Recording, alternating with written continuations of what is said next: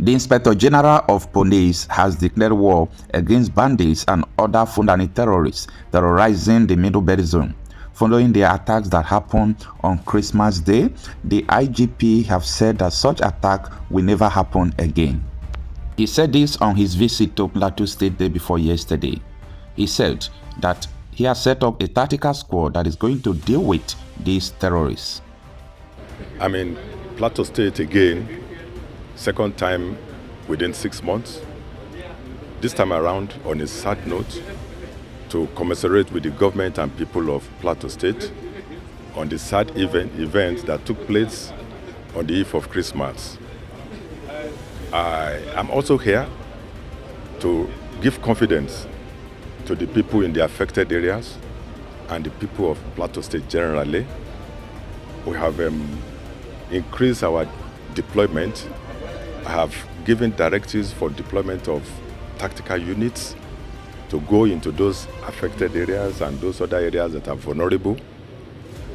I have specific instruction of Mr. President to fish out the perpetrators of this dastardly act and to ensure that the killings in this state stops. And that's what we are committed to. We have started by deploying adequately.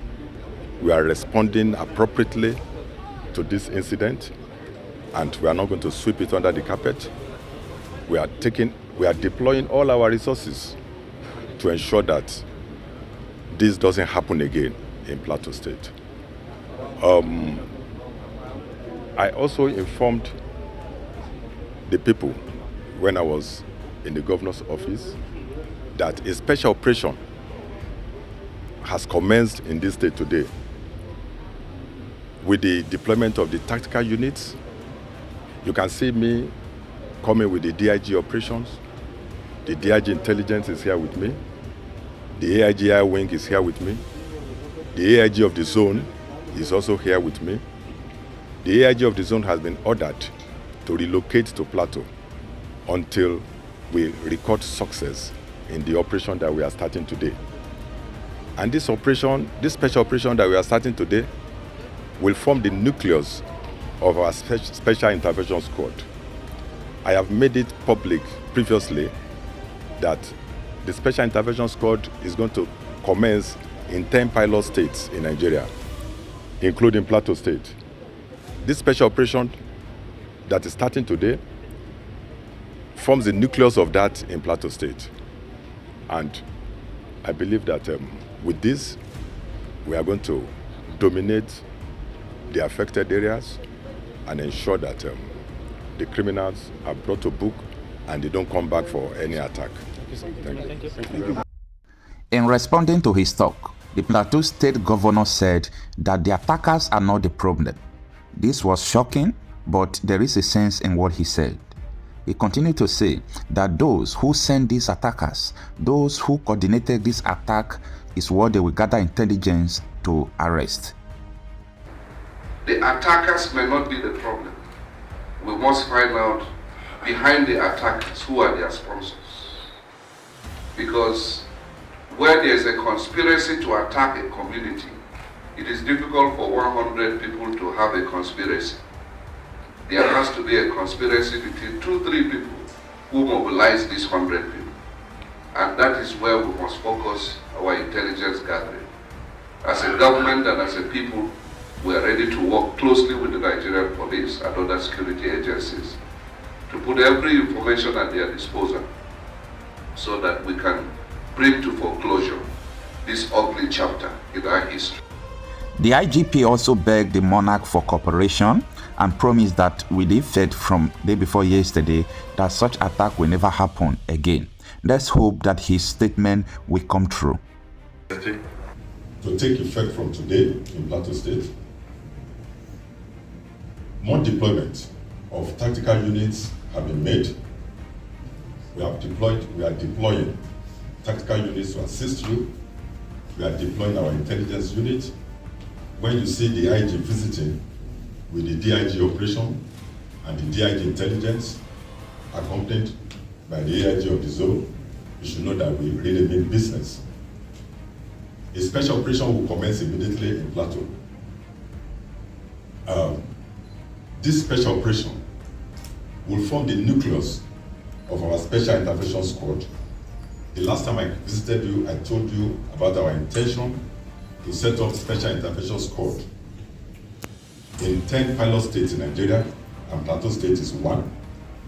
So with this special operation that is commencing today, we are technically flagging off the commencement of operation of our special intervention squad. In my previous video, I talked about how the former Kaduna State Governor Nasir EL-Rufai exposed the root cause of this Fulani terrorism, how they begin to kill people and continue to do that. He said it is a reprisal attack. Listen to him. And there's the transhumans pastoralists that come from other African countries. Fulanis are in about 14 countries. All over West Africa, there is virtually no country in West Africa that is no Fulani minority or even majority.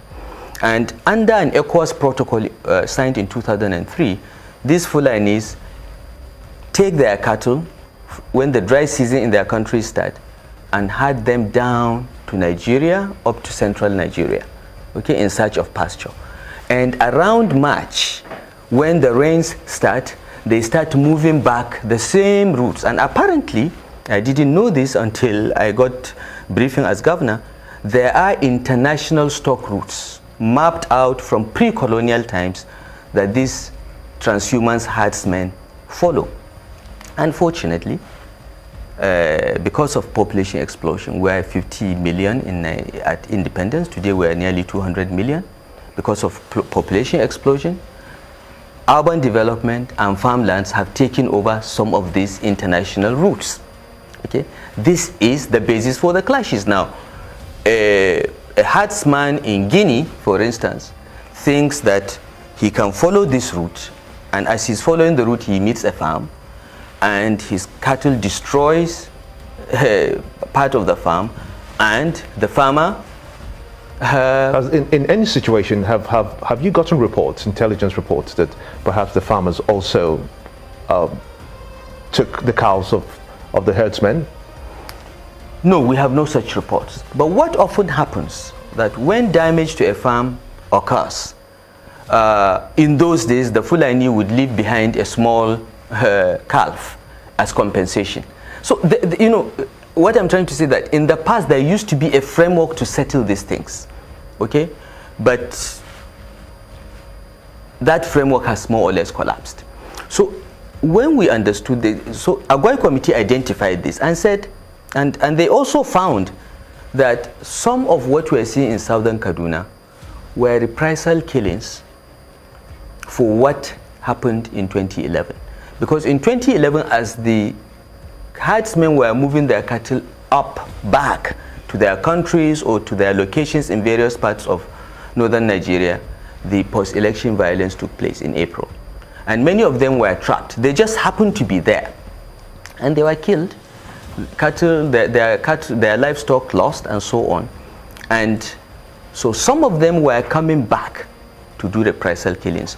Most of the Fulanis within Nigeria filed claims, okay, because there was the Lemu Commission of Inquiry that looked at this problem and made recommendation that federal government should pay compensation to those that lost cattle. Pardon me, but where did this happen? Where were they trapped? They were trapped mostly around Zonkwa in Zangon Katab local government, Kaura and Jema'a. Okay? These were all in southern Kaduna? Yes, these are in southern Kaduna. And this happened to be also the areas where we have these problems today. Okay? There are 8 local governments in southern Kaduna. Only 3 or 4 have this problem. Okay? And this is where mostly the killings in 2011 took place. Now, after the Lemu Commission made recommendations and the Judicial Commission of Inquiry set up by Kaduna State also made similar findings, compensation was offered to those that were killed, displaced, and so on. And some of the federal government provided the money and compensation was paid. But of course, those that are in Guinea, in Mali, in Niger, cannot claim any compensation. They didn't even appear before the Commission of Inquiry. These are the people coming back Okay, well, we'll carry out reprisal killings. We'll come back and take a look at it from that perspective and find out what you also did to solve this problem. You have said that you did identify how kinds of Fulani that exist, how some of them move from different countries into Nigeria to cause some of these problems.